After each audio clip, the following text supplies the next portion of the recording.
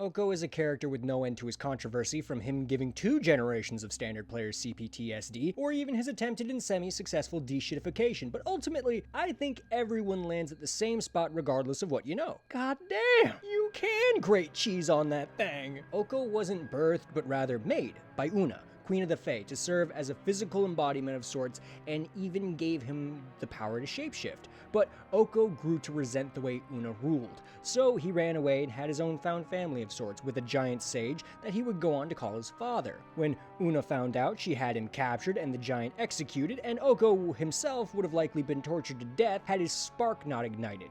The entire ordeal left him emotionally stunted and unable to trust anyone, let alone family or someone in a place of authority. Oko landed on Eldraine and met a witch named Elise. They got to talking over like 2 years. Oko promised a throne, so Elise left her mistress, which led to Oko teaching her magic, and that led to the pelvis magic that birthed Kellen. By virtue of being a witch, Elise was treated rather poorly by the local village, and Oko took that personally, so he attacked the village. Elise didn't appreciate or approve of such vicious retaliation, so she left. Oko, in response, then went on a 15-year multiplanar tear, only to return to Eldraine for 2 reasons: to destroy the High Royal Court of Eldraine and try to get back with Elise, whilst being stalked by a cursed Garruk Wildspeaker. He had a better shot at the former than the latter, if I'm truthful. Oko had a plan about it, went around to places like Locthwain and Ventress attempting to curry favor with the royal courts to create a rebellion that would topple the High Court. When that didn't work, Oko basically said fuck it.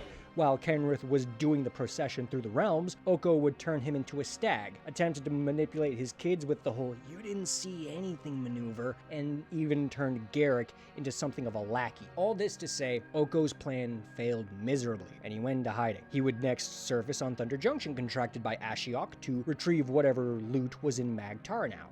Oko assembled a crew for the heist, and whilst in the process of stealing from Ral Zarek, Oko encountered his son Kellen for the first time and agreed to tag along. But the thing is, Oko really only saw Kellen as a means to complete the heist, and eventually sold him out. His own son! Once Oko and his crew had made it to the vault, Jace, pretending to be Ashiok, would reveal the entire heist was a charade. Oko had himself been set up and was almost turned to stone by Vraska. Oko was happy to go solo again following the heist, seeing it as a complete waste of time. Didn't even care about meeting Kellen. During his travels, Oko would occasionally hear about what all was going on in Lorwyn, and even heard about Una's defeat at the hands of Maralen, his sister. Assuming it was Una in another body, Oko made plans for another trick, and this time it was personal. Oko disguised himself as another Fae in Maralen's retinue and purposefully lured some Strixhaven students on a field trip into awakening the planar avatar Isilu, spreading Shadowmoor across Lorwyn. This had the knock-on effect that when Maralen found out, she thought this was a sign of Una's return, so Maralen sent the students to calm Isilu's rampage, and when Oko learned that Maralen was in fact not Una, he gave up and revealed himself as the first Prince of Shadowmoor. But that didn't stop Reese, Marlen's friend and retainer, from poisoning her with a dagger coated in moonglow per their agreement, as they were set upon by a group of elves who were intent on destroying Isilu. Oko helped the students turn aside an elven charge, stole the antidote, and saved his sister, and from all of this, Oko began to reconsider his conclusions regarding family. A little after he saved Maralen, Oko gave his sister a hug and told her of his travels.